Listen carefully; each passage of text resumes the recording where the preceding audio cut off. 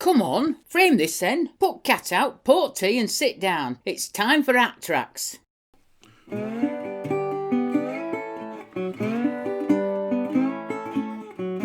Direct from Bradford, West Yorkshire, it's Tacks with the one and only Daz in the hat.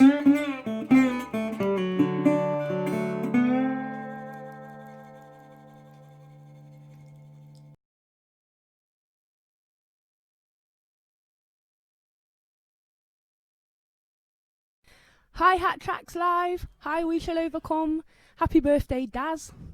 I'm Pixie Styx and I'm going to sing you a few songs.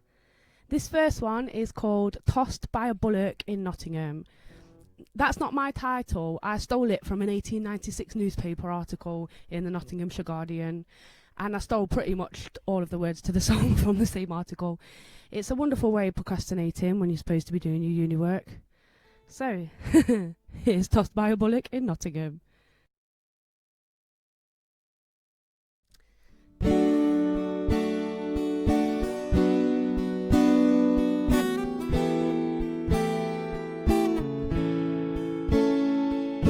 Shortly after 1 o'clock one Wednesday, one hot July in 1896, came the beginning of a quite peculiar frenzy, as a bullock gave his drovers the slip.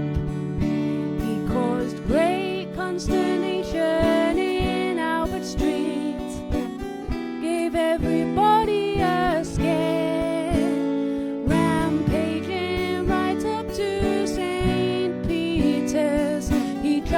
At the paper boys there in Friar Lane, he frightened a policeman, took a chunk out of a post made out of iron, headed Market Way on a market day, and bothered all the people who were selling and a buying, selling and a buying.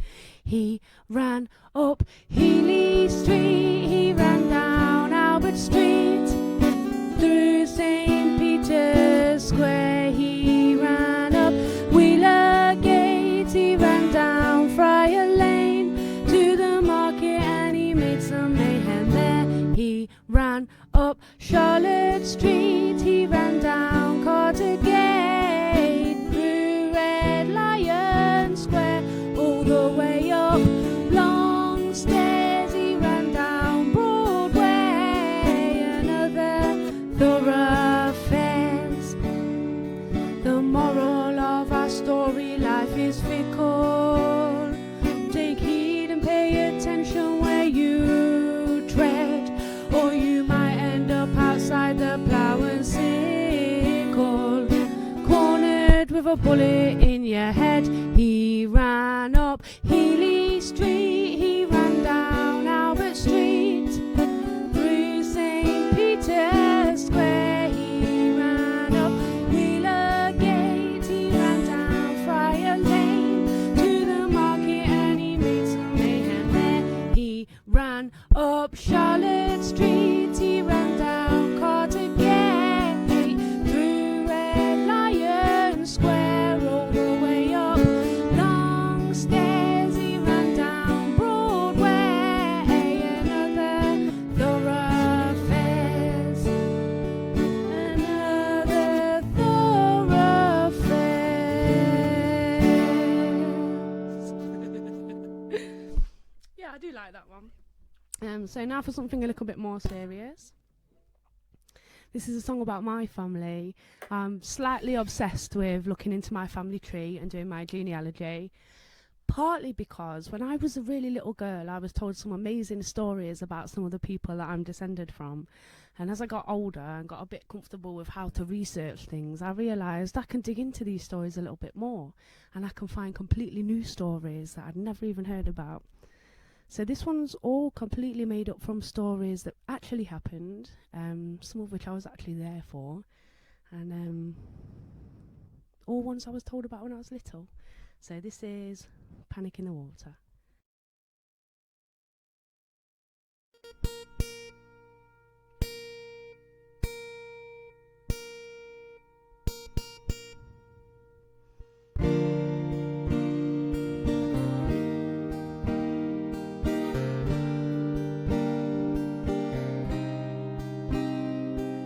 Skeggy Beach in the early noughties, Mama, Dad and me.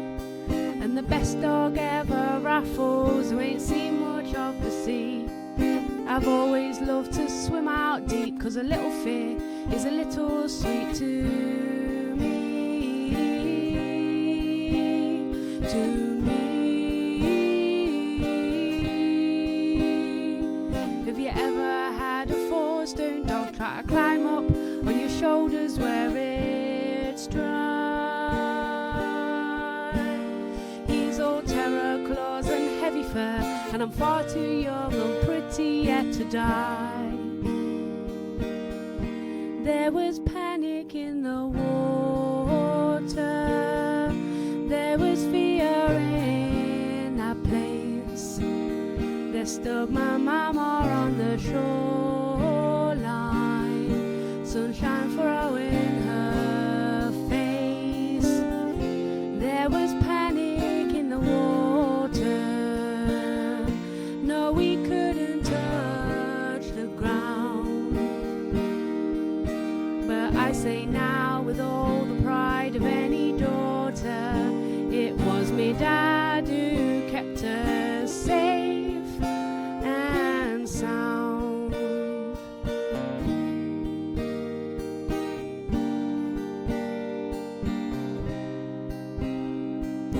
Years ago in Bournemouth, family picnic by the sea.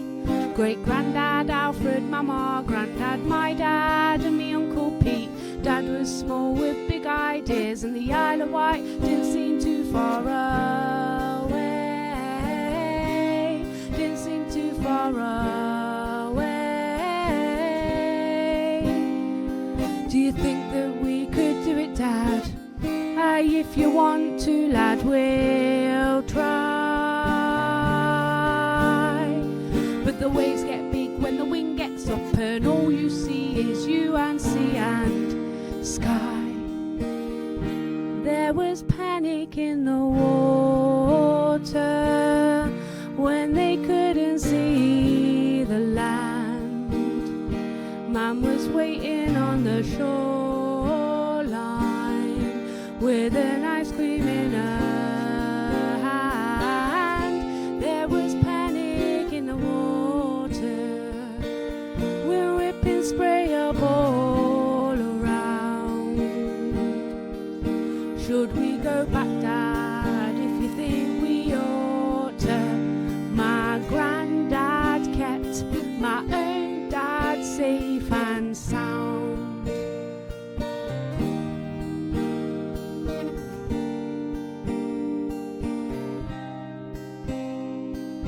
1940s Dunkirk, we'll fight them on the beach.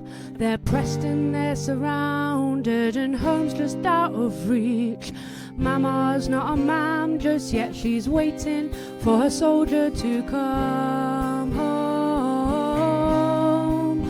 Come on home. Granddad's reached the water now, but danger's coming, enemy beware. There's nothing more that I can do, lads, boats are coming, England's over there. There was panic in the water, there was terror on that day. Boys were dying on the shoreline while they were trying to get away. There was panic in the water, but there is something I have found. The pioneers built the defences round the beaches. My great-granddad kept his own lad safe and sound. My great-granddad kept his own lad safe and sound.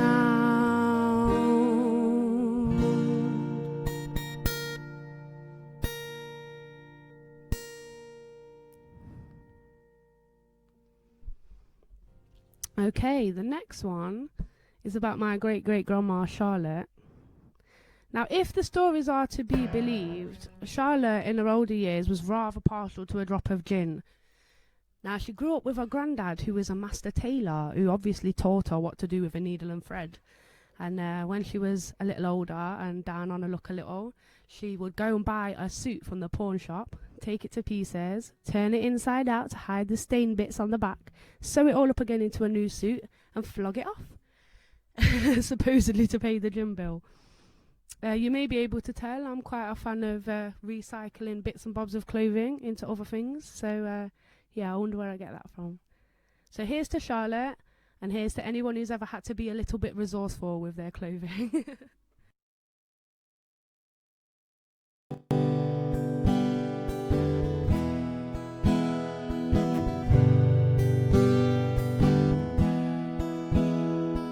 Charlotte came from a nice part of town. Great big house, but no dad around. Living with her granddad, she learned a lot from things that he said. You can always make do if you can make something new with your needle and thread.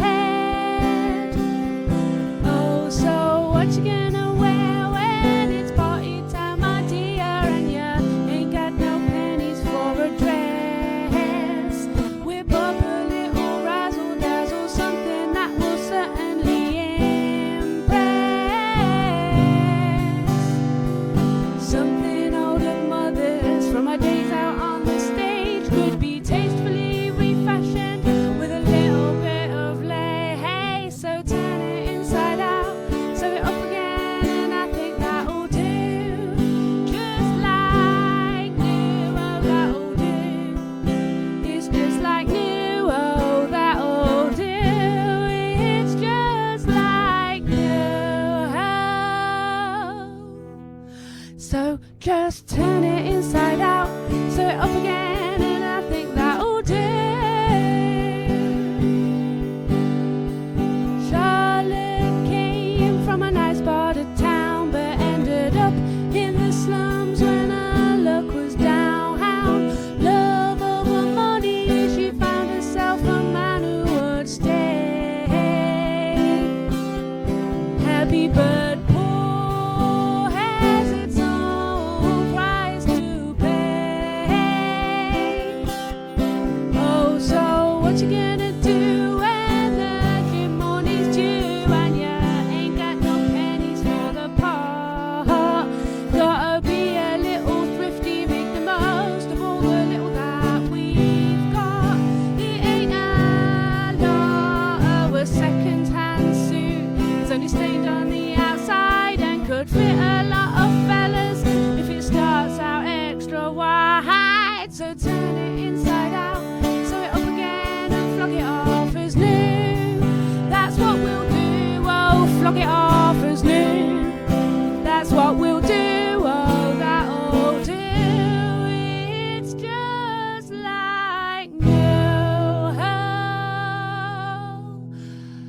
So just turn it inside out, sew it up again, and flog it off as new. And I think that'll do.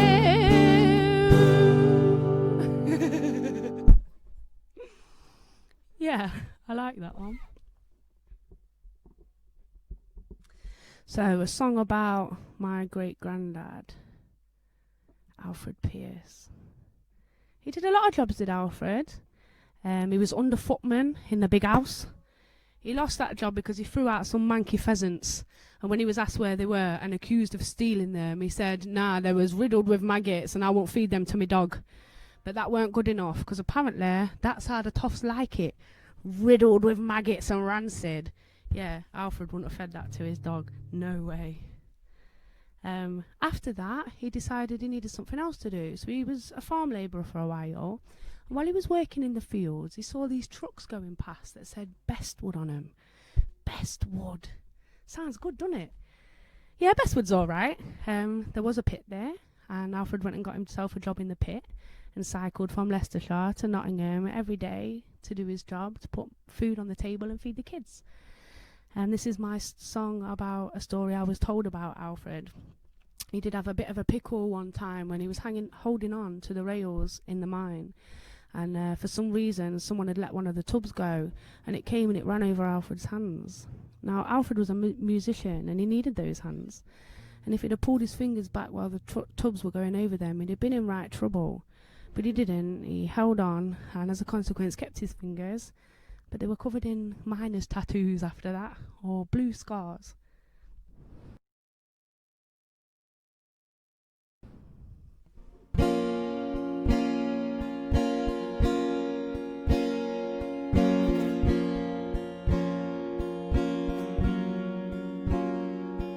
A photo in a sepia stack, a man with immaculate hair, smart suit straight back, he's got 1,000 miles stare. That's your great granddad, Alfred Pierce, known as the bull of Bestwood, 'cause his bellow was fierce. Blue scars marred the hands of a family man who gave more than he took, lived life by the book, and made his own plan. Blue scars marred the hands of a family man, raised the kids in the shadow of the spoil mound, did his work under the ground to fill the frying pan. And I can run like clockwork if everybody's doing as they should, but just one wet behind the ears, youth, and it might not turn out good. Our Alfred's got his hands in a place where they would normally be safe, but trouble comes rumbling, humbling, lumbering, thundering, and when the tubs came unexpected down the track, Alfred was strong enough and smart enough not to pull his fingers back. Blue scars marred the hands of a family man who gave more than he took, lived life by the book, and made his own plan. Blue scars marred the hands of a family man,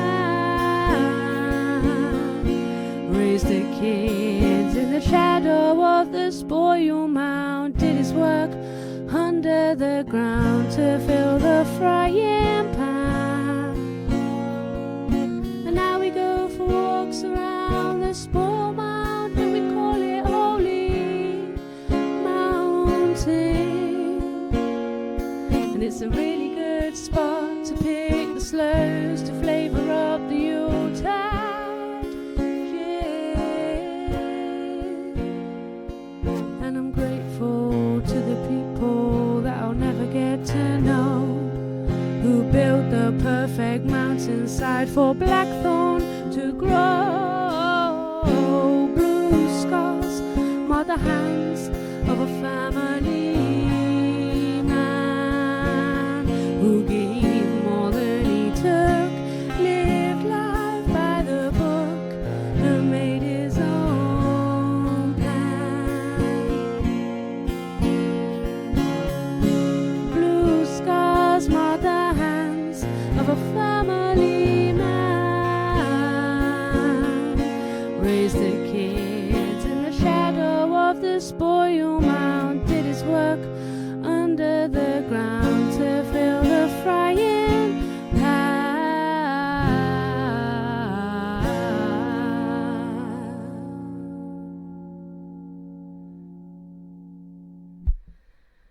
So remember, we're raising funds today for the Bradford Metropolitan Food Bank. So if you can, and you're in a position to, chuck a couple of quid in the virtual bucket.